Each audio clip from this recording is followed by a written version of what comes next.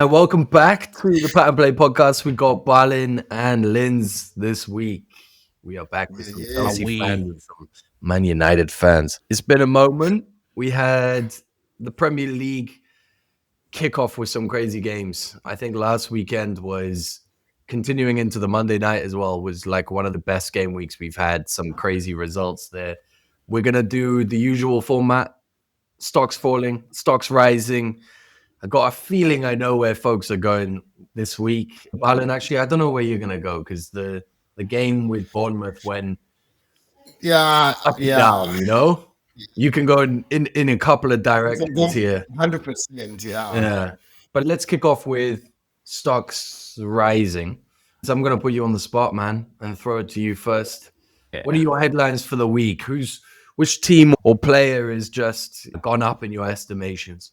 I'm gonna give two, a player and a team. Player Harry Wilson. Oh, yeah. He's just because like there's players who are like Premier League proven. You just think this guy's gonna have a decent career in the Prem. Like remember Matty Taylor who used to play for Portsmouth. It's like one of those. Yeah. But with Harry Wilson, those guys. But with Harry Wilson, he's always had like a bit about him, where he looks really nice with the ball, free kick, stuff like that. But now he's coming to his own a bit. Yeah, that's my stocks rising for a player. And then team Aston Villa, man. Aston Villa. I was very shaky on Emery at the beginning. He didn't start the season well, but they've picked up points and they seem to be able to do it in any situation, whether they go 2 goals down, whether they're leading from the beginning. So, yeah, it's one to look out for. I do think they'll start falling off sooner or later just because of European competition. But for now, Emery's doing a fantastic job. Those are two pretty good stocks rising, to be fair, man. And you got my stocks rising at club level, so I'm going to have to think of another one. I was going to go with Villa too. Balin, what are we saying? Stocks rising for you this week? I think it'd be a bit of a disservice to not shout Villa out. Like Linde said, in the beginning of the season, it didn't look like Emery had it all together. And now they've just seemed to turn a page and they're absolutely on fire. I don't know, it's like what, is that 9 in a row or 10 in a row, something crazy like that.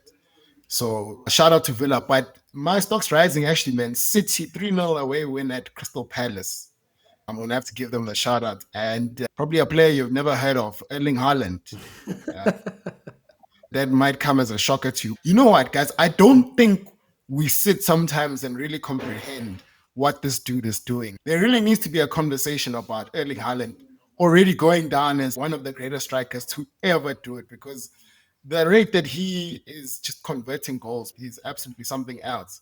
Obviously, we're a bit far into the season now. I think we're at the point now where you can start to see who the real deal is and who the pretenders are.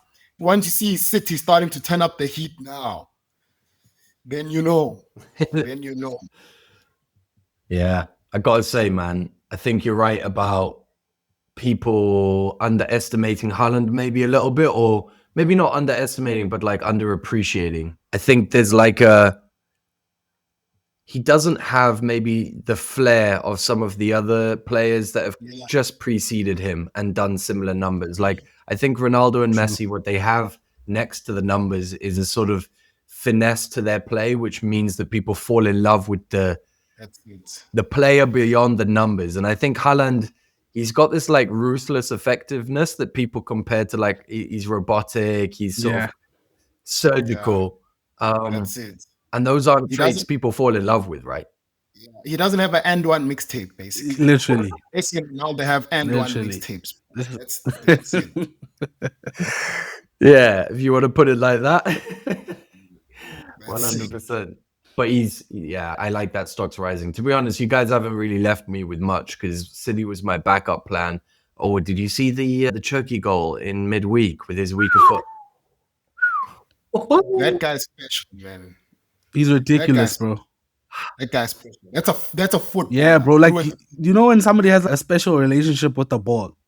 Yeah, because it's like I don't think people get it. When you're skillful, there's being skillful and nice and but then there's guys where it's like because there's guys who are skillful but they can't necessarily strike a ball well.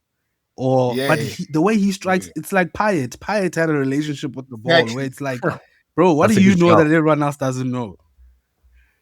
That's a hell of a shout, you know. Payet. He does remind me of Payet.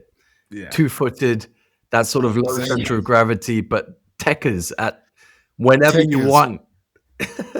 Techers to order, bro. I got to give it stocks rising. I'm avoiding it. I'm trying to keep this tangent going so I can think of one. Look, to be honest, I hate to say it, but my stocks on Liverpool were very, very low, right? And so I can give a stocks rising for their win over Brighton just because I thought, you know, everything had collapsed and that Slot was ready to go and that it was going to be a firing job and a bit of a rebuild and maybe Liverpool were, you know, everything was going to go up in flames. It hasn't really happened. He's kind of steadied the ship. Almost the fight with Salah has been used to reassert authority as the manager, you know? So even though Isak is continuing to ghost and looking very, very lightweight. I don't know if you saw the videos of him trying to keep up with play where Van Dijk was like running past him and Robertson was running past him. And you're like, what? This guy is your big money striker and he's getting outpaced by a 34-year-old, you know, center back and a 32-year-old fullback. It's mad. But yeah, they've steadied the ship. So I guess my stocks rising are to the steadied ship, which looks to be Liverpool in their 2-0 win over Brighton. But that is definitely my third in the list. I was ready to give a lot of flowers out to Emery and Villa. Villa go to United in the next game, right? Yep. That's gonna be interesting. Balin, what are you saying about that, man? Are you feeling confident? I'm not feeling too confident, man. I'm not feeling too confident, particularly that last game. I'm not feeling too confident, especially now with the likelihood of Mbumo and Ahmad being out. They're heading into AFCON this week. Oh, of course. Yeah. Of course. AFCON now. So those two particularly, that's a massive loss. And it just means more Dalo, which drives me absolutely nuts. So I'm not looking forward to that game. But United have had a bit of an interesting season as well, where you write us off and then all of a sudden, even as the fans, we write the team off and then Mason Mount will come through and do something odd. And there we go. We have a result. So I don't want to write us completely off, but to be honest, I don't go into that game feeling too confident. It is a weird season. Even in the numbers, you know, Man United look great. Like if you look at we're second. Like XP exactly. We're behind City with the amount of goals scored and stuff like that. But our defense, I just also think that midfield, Rumet's got to sort that out. If he's serious about his life, he's got to sort that midfield out. Yeah, it looks like it can't work because honestly, every single game you see examples where it's like, why are the gaps so massive? Like honestly, there was the goal where Tavernier ended up getting a free kick and scoring the free kick. He ran for like 40 meters through the middle with no one there. Even Semenyo, like majority of the goals, all the goals were literally like you're going right through our defense, like you're going directly through the defense, and you're supposed to have 5 defenders on the pitch, and then you're going literally like you're slicing through that defense like a freaking knife, going through butter, man. It's bad. It's bad. Yeah, I just think the profile, especially without De Ligt. Yeah. But I think the profile of the midfielders, because it's like, it's not like these guys are not good players. Like Bruno by himself is a good player. Casemiro is a competent player. But it's like, you almost want 2 guys who have similar profiles there in the middle, who can run, cover ground, like create enough. You don't have to be a massive creator. So it's like, ideally, if you have Rice and Caicedo there as the 2, that's it. You've done the job. But that's such a hard profile, especially in the Prem where there are guys in the middle who can run for days. You're going to get caught out. 100%. If you get like an Anderson and a Baleba, you know, but Baleba, the season has been questionable. But, I mean, the Baleba that we had scouted you know, at the beginning of the season, you put those 2 in the middle of the park, then you're looking at a completely different team, then sure. But also just like, even Casemiro's, with his experience, he's been holding it down. Like, he's been doing a pretty good job. But you can't tell me that Kobe isn't fitter than Casemiro. Sure. You know? And I feel like we're losing and we're drawing games anyway. Put Kobe in. He's got that X factor. He can play. He's got football brain. You saw when he came on against Bournemouth, man. Yeah. Sometimes even just like he delayed things, just took his time a little bit more, made the better pass, just simple things like that, where he's just not doing Bruno things where you just spray it. Anytime you see a red, you kick the ball. What do you think about the Kobe Maino's brothers? That's a disaster. It's very stupid.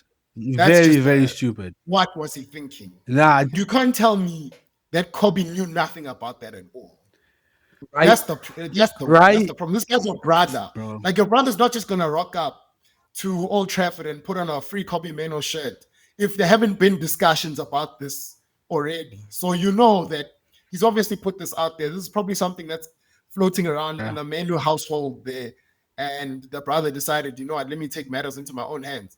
And already that relationship between Ruben and Kobe, it's already on the rocks. And I think he's not done himself any favors. We're living in the worst era in terms of how players are reacting to things. I swear. Like, where it's like, bro, even, because I just think we live in like a very Stan era because of Ronaldo and Messi. So people tend to overtake the player side, where it's like, bro, the manager doesn't have to be right with every decision that he makes, but he's the manager. So that respect has to be given to him, where if you do things like this, it doesn't matter if they fire Ruben Amorim. The guy who's likely to come in now looks at you with the same eyes that Ruben looks at you, because it's like you've already given him that impression. Now you have to do more to get in the team. And generally what happens is that you'll play better, but sooner or later you will leave the club.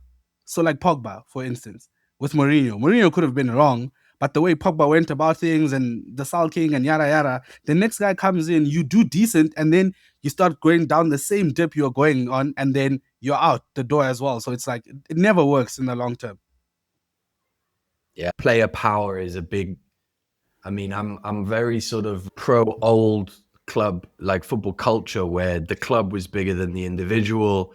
The manager was bigger than the individual. It's a hierarchy of importance to the fan as well. I love my club first, and then I love the players and the manager below that. But usually the manager is traditionally going to be there often through multiple cycles of players. So you'll have your hero players, but at least for me, like Wenger, for example, or maybe a Mourinho for a younger Chelsea fan, or Sir Alex for a younger Man United fan, you went through multiple players. So your attachment is more to your manager anyway, to some degree. And then beyond that, the club bigger than everything. But then there's an Americanization of professional sports in Europe, which results in American concepts, and player power is one of them. Franchise player. Players walking around like celebrities and superstars and superheroes. LeBron James. But it's weird because I'm not necessarily against player power per se. It's just because like at Chelsea, the player power after Mourinho left intensified, but it was a group of players where Chelsea fans even trusted these guys. And if anything, those guys got it right. Those guys are the guys who ended up winning us the Champions League, where they were like, okay, this AVB guy is not going to work. So when it is a mass of players like that, you're just like, okay, where they've proven something, they've won leagues and whatever, you tend to side with them, where at times when it's these newbies who have nothing, I don't know if we can trust your discretion on this manager. Yeah. That's the thing. You got to have some credentials. You got to have some credentials. When you're not winning anything, unfortunately, that's just how life goes, bro. If you're not winning anything, you don't have a leg to stand on, bro. You can say what you want, do what you want, but ultimately, if you're not winning anything, you have no leg to stand on. We can use all those activists here in South Africa. If footballers feel like they're not free, all this free Garnacho, free Rashford, free Kobe, they can all come out and say, free them all, bro. Free them all. Let's do stocks falling. I'm gonna go first because you guys stole everything last time. I'm going with Frank and the Spurs machine, bro. What? I really I was kind of, for an Arsenal fan, I felt I've always been pretty positive on the Frank project at Spurs. You know, I haven't let my bias come into play there. I really thought it was going to work, to be honest. Most of the time, I thought the signings were decent. I thought managers decent. They already looked defensively solid at the beginning of the season. And then these results, though, happen kind of way too often. Like getting pumped 3-0. Yeah, it goes up and down, Linz, just like you're suggesting. But the downs are pretty pretty low. Like Forest really just battered them. Like it could have been more actually, and at the same time, Spurs flattered to deceive. They actually do have decent build up at times, and it looks like there's going to be something. And then in other games, there's absolutely nothing at all, and it looks like none of them know how to play football. So I don't know what is going on there. Will Frank stay for the long term? I don't know. The whispers coming out of the club where, it's a long-term project and all that. And, Spurs don't like to fire managers that quickly. Not recently anyway. So we'll see. Maybe he'll have to do an Ange and really, really, really mess it up for a long term to get fired. But yeah, that was a pretty crazy result. I didn't see it coming. Stocks falling for you guys. What are we saying, Balin? Falling is going to be Newcastle. Look, they played a tough Sunderland team. I think we're at the point in the season now where we see that Sunderland's the real deal. They've come into the league, solid performances throughout. But Newcastle, just for me, this season haven't hit the ground running. I like the introduction of Nick Voltemade. I thought, for me personally, came out of nowhere. Very silky, very nice player. Went and scored an own goal this weekend. But that Newcastle team, man. Do you think that own goal, mate? Do you think he was like at some level still in the first half? Because it's like, it's early on in the second half. Looking a bit too intentional. It's a brilliant header, man. Like, is that? It's a good header. It's a cracking header. Oh, man. You never know. It could be. Newcastle I see them play and they play with such intensity, but they don't get as many results as they should. Every time I watch Newcastle games, they're very captivating. You see Harvey Barnes, you see Aaron Gordon, you see Bruno, and you see like all these guys just bombing up and down the pitch. Very, very intense games, but they'll lose. Intense, but lose. They need to start getting a bit more results from the kind of intensity that they display and the level that they play at. They need to start grinding out a bit more results. Did you see that result coming, Linz, in the Tyne-Wear derby? Yeah, you could see that something like that could happen. I just think Sunderland they're more well prepared for games, especially the big ones. They're more likely to lose a normal game against a Brighton than they are against a top team. So yeah, Lebris says, he's managed it properly. But I just do think a lot of these teams, when you play in Europe, the balance, if you're not used to it, that does throw you off, man. And I do think they suffer from that. And there's a few new players. The players are coming back from injury. And I just think Newcastle, the up and down is going to continue throughout the season. And they play us this weekend and watch them turn it on. Like, that's how it works with Newcastle. So, I don't want to say anything too bad about them. At St. James's Park. You got Cole back now. You got Cole back. Yeah, but we have a guy called Garnacho on our team, so it's trust me, I know how you feel. Oh man. Let's finish off stocks falling for us. I have to do this, man. And I don't know when to, bro. Arsenal. Yeah, bro. And it's not even like fully Arsenal. It's just the confidence that the players have where you have to stamp games with authority. And, that Wolves game, you win, which is good because everyone will say it's a championship performance and whatever, but that's Wolves, man. That is Wolves. It cannot get that close. It shouldn't get that close where it's like you actually didn't score. Wolves scored goals. And Mosquera's cousin scored that own goal. That guy has to be investigated. I've never seen that, bro. Like, the ball, he didn't even hit the ball. The ball slapped him on the face and went in. I can't believe it, bro. Oh man, and I'm glad it happened though. That guy last time he was at the Emirates, like assaulted Jesus, bro. He grabbed him by the ass. I remember. But with Arsenal, it's just one of those things where it's like everyone's like, surely it can't happen again. But the problem is the fact that City are this close, and it has started with the mind games. I know how to win leagues. I've done it before. And it's just one of those things where the games you won't expect Arsenal to draw or lose, they could. So like this weekend, they go to Everton and India is out. Drewsbury Hall should be out. So it's like, hey, listen, these guys have a makeshift attack. They shouldn't be able to do anything. But everyone is scared. The fact that everyone is scared that it could happen is a testament to I don't know, because for me, it's like, I can't fully blame Arteta. I can't fully blame the players. Like, you don't know where to look anymore. It's like there's a bigger force behind it. Where, yeah, bro, I don't know what it is. No, for real. You know, like sometimes when you play FIFA and you play against someone and you're beating them 2-0 and they say 2-1 and then 2-2, then you're like, wait a minute, bro. No matter what I do, nothing works here. I'm going to lose. That's how it feels sometimes, where it's bigger than us. It's bigger than us. But yeah, Arsenal, I have to go for stocks falling, even though I do believe there's more temperament in the team. But things like this, where injuries happen and the likes, it's sort of like you need to be expecting that we'll get the injuries, and the guys who come on the pitch need to get the job done no matter what. So yeah, unfortunately, I have to go for Arsenal there. Yeah, I got to agree. I mean, Declan Rice at the end of the game didn't clap the fans. He didn't stay with the players. He walked down the tunnel and threw his, that tape off at the side. And you can see people in the stadium who are watching the game. Obviously, you can see player temperament and body language in a different way than we see it, because we're only seeing where the ball is at.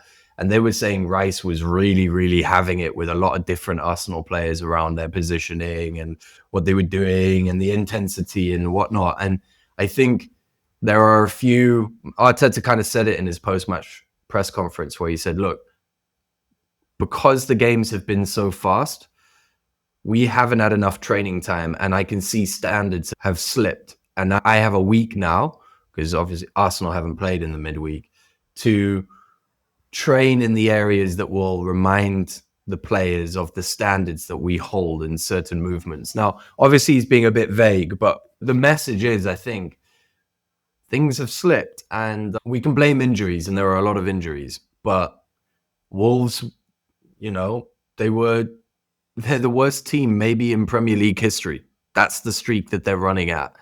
It doesn't matter if you don't have Gabriel. Doesn't matter if your strikers are coming back from injury, that your wingers are coming back. None of that matters. The squad is so good. You should be still blowing them away. And it was by far the worst performance I've seen against a really bad team in a long time. So yeah, I'm a bit worried, man. A bit worried. But people said that. Sal was like, hey, you're always pessimistic on Arsenal. I was like, no, it's early in the season. And this is the kind of thing that happens regularly with City, is they just come up to pace and they start to edge, get away the points, and then until they've whittled away the lead to nothing and then go past you. So I've seen this movie before, but hey, let's see what happens in 2026. We've got a long way to go.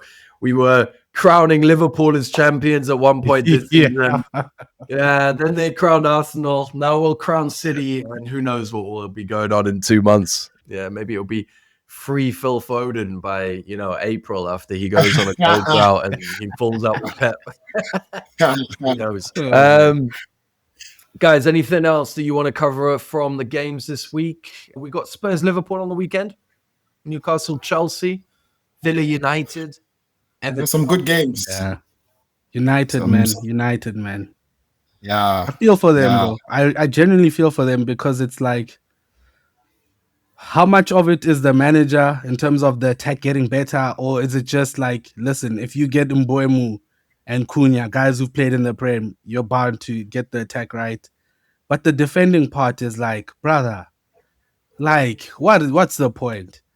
Because there was a point where Bournemouth could have literally won that game, and then you give away 100%. They give away one stupid free kick, and then United are back. But I think I have high standards for United, just because I genuinely think they're a massive club where, like, they can't come eighth and stuff like that. It's like they deserve better, and yeah, it's one of those things where you just hope it's not too late, where it's like they tinker between like 4th and 8th, and then out of nowhere towards the end of the season they go on a dip, they finish 12th, and then we've wasted another season with this guy, and we're playing once a week. I did say to one of my boys, the fact that United play once a week and they're not like blitzing the league, it's not helping us. Yeah, and it's crazy that they're not blitzing the league. It's like you should be, because everyone else is tired. So it's like you guys, Balin, who play once a week at Discovery on Fridays. Yeah, exactly. United is the same, bro. 100%. 100%, bro. It's weird, man. 100%. It's weird. Also, because Ruben doesn't rotate the squad, bro, it just becomes so problematic, because when games don't go our way, he never has anybody to call upon. Sure, like on the bench. On the bench, you see, if we had that odd, even Conference League game or Europa League game where Xerxes bangs a brace in the week, then you know that at least come the weekend, Yeah, I still, do hear still you. sharp. You know what I'm saying? You can corner upon him for 20 minutes and he can come and deliver. But Ruben's so rigid with the way that he rotates his squad, and we're also not seeing like Chido Obi and them were in the mix last season. Now he's just disappeared. Yeah, I saw Ruben was criticizing. Some of the young guys who've gone on loan, and it was like, bro. Exactly, saying Amas and them like they're playing in the championship and like all these things. And I'm just like, are you coming or are you going? Yeah, because also, what does that have to do with the team that's playing now, bro? This is the thing, and I worry because he's not speaking with the same confidence that he used to. He's starting to sound like Ten Hag a couple times now. It's you say things and as a fan, you listen back and you're like, what are you saying there? That's not sounding very reassuring. That was Ruben's thing. That was Amorim's thing. That he spoke well and that he was always, always found ways to reassure us. But now he's starting to run out of things to say. And the fan base, you can see already that divide starting to happen now, where a lot of people are already calling for his head. So I just hope he gets it right. And you were talking about bringing in Cunha and Mbeumo. You got these Premier League proven players and they come in. But another thing is we want to see players like that improve. I haven't seen Cunha and Mbeumo improve. Like I still haven't feel thought about it like that. Sure. You have Brentford and Mbeumo and you have Wolves Cunha. You need to have a united Cunha. You need to have a united Mbeumo. Okay. And I'm not seeing that kind of improvement from Amorim. And that frustrates me. And I haven't seen that at United for a while, where a player comes in and they just take off. And they can say that, you know what, under Amorim, that's when I prove. It's not happening. It's not happening. I hear all of that, and yet it would be very Man United for you to end Villa's winning run, and it ends up being a 2-1 game, guys. Honestly, and Dallo score, and do a bicycle kick or a shot off the line. Both. Celebrate with his pulse, with his 2 fingers on his pulse there. I'm still alive, boys. Dude, that guy. I was going to say something so offside, but then, let me not about that celebration. I've been seeing it on FIFA, but let me not go there.